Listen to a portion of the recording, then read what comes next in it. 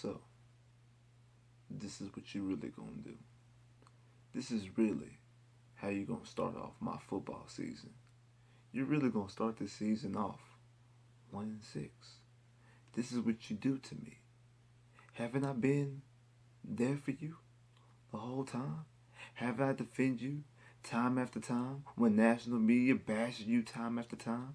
Stupid decision after stupid decision, stupid hire after stupid hire, stupid pick after stupid pick. Haven't I been here for you? Haven't I? And this is how you repay me. You get my hopes up by kicking off the NFL season, being one of the teams on prime time to start off the NFL season, giving me all this hype all summer long, and you're gonna start off 1-6? That's how you gonna do me? Really?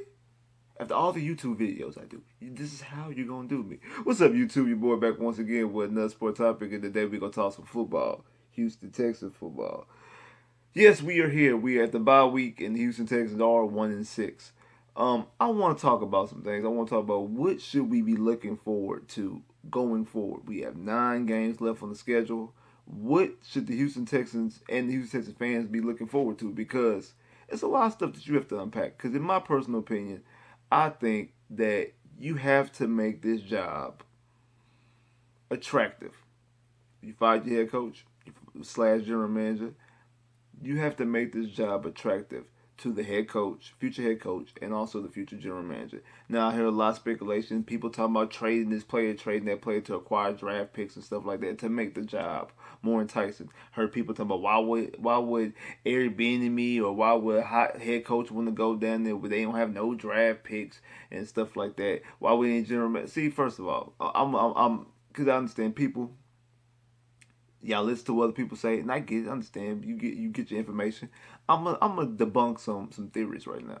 One, a head coach is not going to take a job or not take a job. A head coach and general manager, they are not going to take a job just because the team doesn't have a first and second round pick for 1 year, because they have their first and second round pick next year. So when people take jobs, they don't just sign 1 year deals. They sign 4 to 5 to 6 years. So they're going to take on those. They're going to still take those jobs if they have a lot. I mean, they like it's not like, oh, they ain't got no first round pick. I ain't about to go there. They don't got a first round pick this year. They're gonna have first round pick the next couple of years you're gonna be here. So yeah, it's just 1 year you ain't got a first round pick.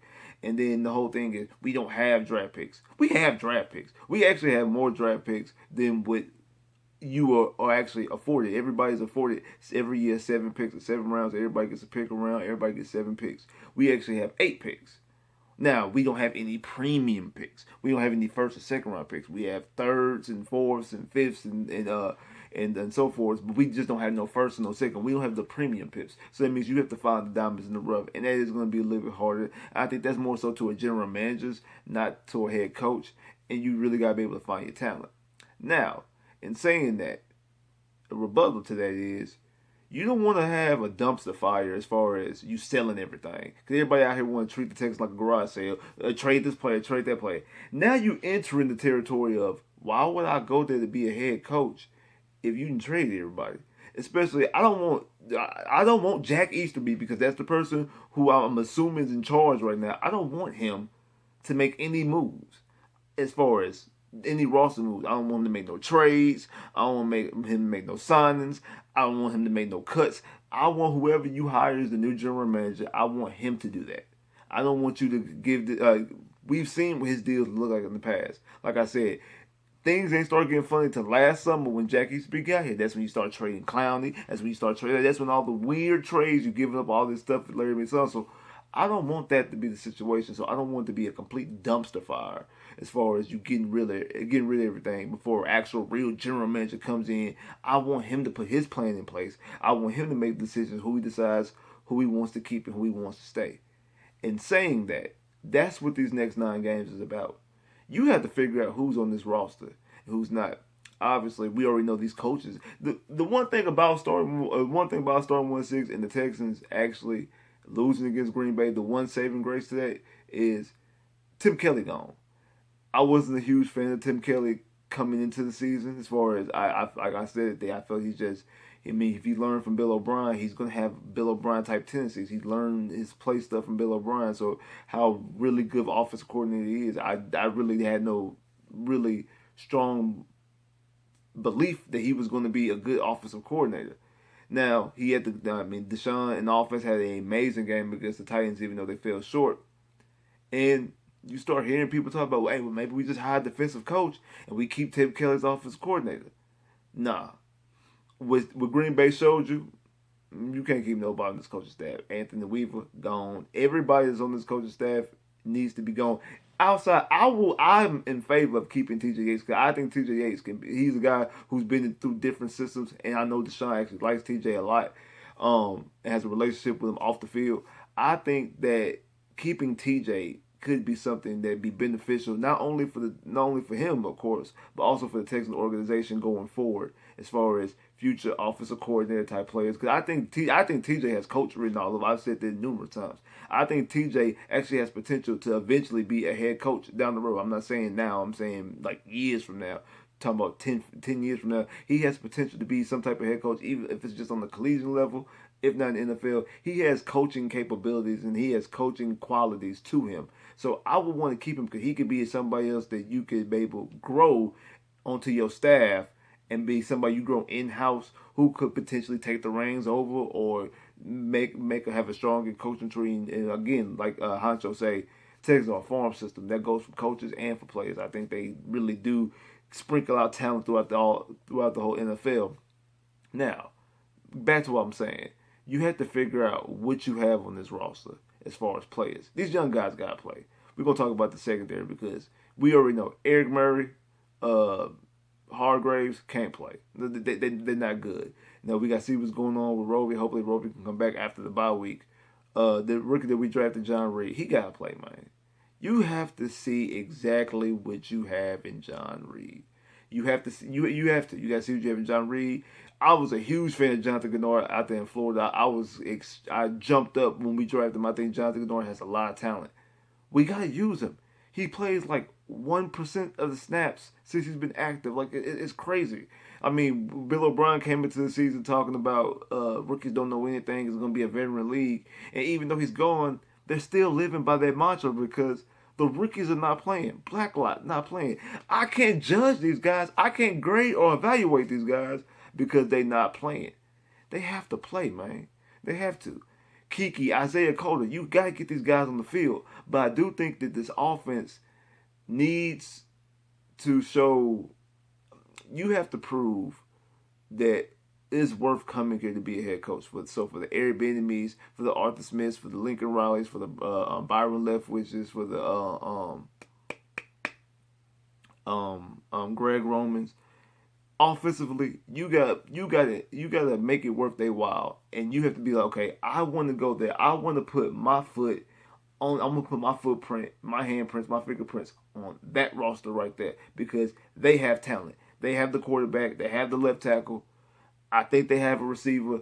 I need to know exactly what they have. So what we need to do going forward, I expect guys to play a little bit more freely because I think somewhat the pressure is off as far as I think guys are just gonna be able to play now. I think you really is like there's no more pressure. I think they're gonna play a little bit freely. It's gonna look similar to, I mean, if you're a true Texan fan, it's gonna look similar to, like I say, the 2006, 2004 days when the Texans were out there just playing ball towards the end of the season. Like, you knew they weren't going to the playoffs, but they were just playing ball just toward the end of the season. I think that this team has more talent, especially offensively, than those teams. Even though I know those teams had Andre Johnson, but those teams also had a David Carr and a Matt Schaub first year starting back in what 08. No, his first year starting was 07.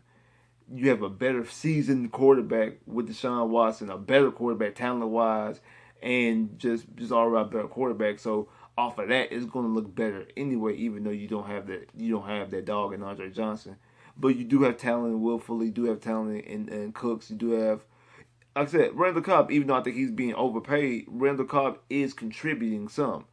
Unlike Eric Murray, who is getting paid for no reason. David Johnson needs to sit down. They need to sit David Johnson down. I don't know why. Like I said this a couple of videos ago. That ship has sailed about the whole Hopkins trade. You can't prove that trade right. No matter what goes on, no matter what Hopkins does or what David Johnson does for the rest of the season, that ship is sailed. It was a bad trade. Worst trade in NFL history. If it's not the worst trade, it's definitely up there as one of the worst trades in NFL history. There's no getting that one back.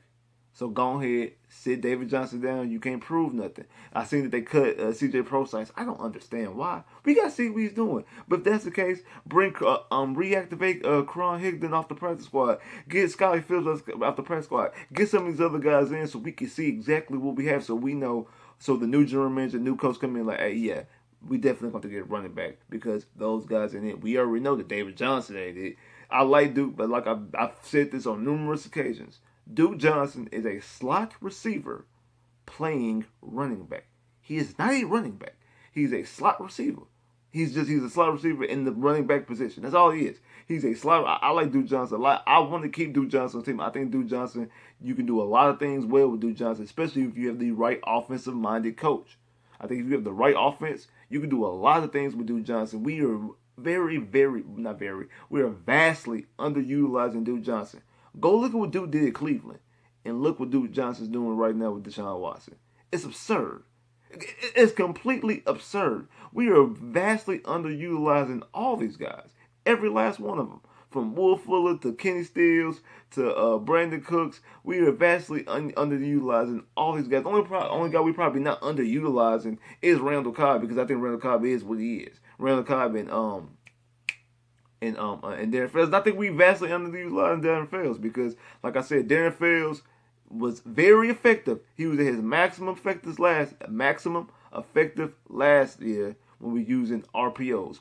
Once we stopped using RPOs, Darren Fells was no longer existent. So once again, start using more RPOs, get him more involved, get him more comfortable, get Deshaun more comfortable. I'm sick of talking like a broken record, constantly talking about this offense. But we have 9 games left.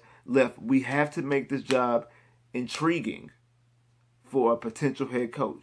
Because, like I said about the whole draft picks, if you don't make this job attractive enough, like I said, that Falcons job is open. And they're gonna look at them and that Falcons, they got Ridley, they got Julio, they got cap space, and they do got draft picks. I can draft me a Trevor Lawrence, I can draft me a Justin Fields, I can get me If I'm Airbnb, I might lean towards them. Because what I said last year, I said any offensive-minded head coach will be foaming at the mouth to coach this offense. You got Deshaun Watson, you got Hopkins, you got Will Fuller. They finally got him a left tackle and Larry Tunsil, a young left tackle at that. Any offensive-minded coach will be drooling and foaming at the mouth to come coach this team. You got rid of 1/4 of that by getting rid of Hopkins. Now people want to get rid of Fuller. I'm hearing talks, people want to get rid of Larry Tunsil. This stuff is absurd. You have to make this job intriguing for these, especially everybody out here crying and banging on the table. We won't be enemy. We won't be enemy. Okay, you won't be enemy.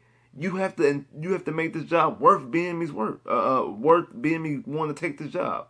Because I believe that this job is still probably the best job because at the end of the day you still have Deshaun Watson. But then again, some guys might be like, hey, some guys are very, very ego driven. I want to draft me a quarterback. That way, that quarterback is all me. I came in with that quarterback. Me and that quarterback are right here. We married at the hip. We are right here.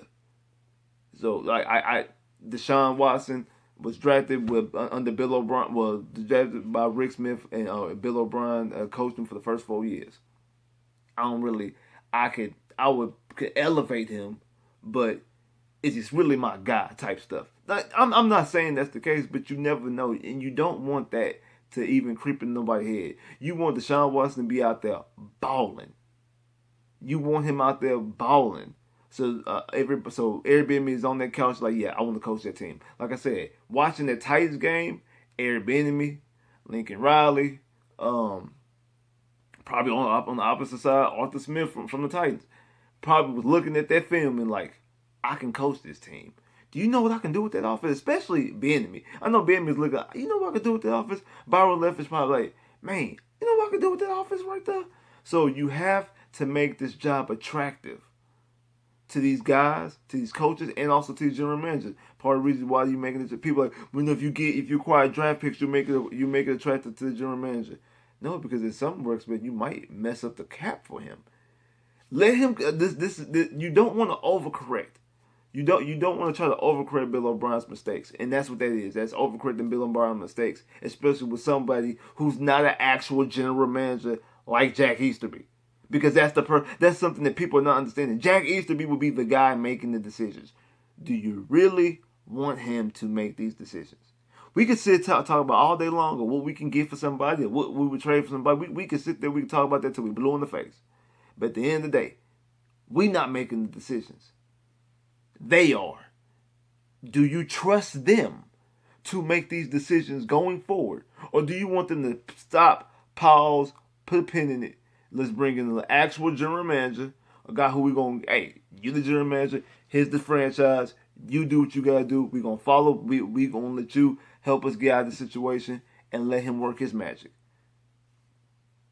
I think the latter. I think we would rather let the new general manager come in and let him make his decisions. If he want to get rid of this guy, if he could flip this guy, if he could find a way to get about this contract. Eric Murray is due a lot of guaranteed money. He might find a way. He might find a trade partner.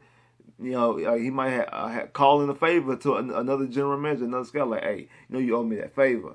Hey, take on Eric Murray contract. We'll take this from you. Whatever, even swap that way we can get. So that way we can get about this Air American contract. We can get some contract. We can get some more cap space. We might be able to renegotiate, restructure some guys. Do this. We talking about trade some of these guys. Some of these guys you might be able to restructure to get them. You still can keep them and get them under the cap.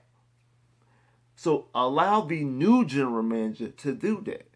Don't just do it just because, we won the 6. Oh, it's a garage sale. Let's get rid of everybody. Let's trade everybody. Let's get what we can get. Because nobody on this roster is going to get you what you want. And that's premium picks. Nobody on this roster is getting you a first or a second. So, as it stands right now, I know people want to talk about JJ. JJ and being 31 years old and with 3 of the last 4 seasons, missing over half the season. He's not going to get you a first or a second round pick. Maybe if a team is extremely desperate, they can get you a second. But I really think the ceiling to that is 3rd. Do you really want to give up JJ for a 3rd round pick right now? Like when we talk about cap space, this new general manager might be able to clear that up and able to get JJ under the cap. And then you still have JJ to build around and you still have that cap space. We don't know. I don't know. I don't know. But we won't know until we let somebody. All I'm saying is we need to let whoever is the new general manager, let him decide that. Let him decide that. But on the playing side, we got to let some of these young players play. We got to let some of these young players play. We got to see exactly we get Jacob Martin. Jacob Martin needs to get way more time. Because when he's on the field, he makes plays. We need to allow him to get on the field. Allow him to make some plays. We have to make this job attractive via the general manager and the new head coach. And the way to do that is to be competitive these last 9 games and allow players to make plays. Like, share, subscribe if you haven't, comment below if you haven't, click that bell, get more videos. Holla.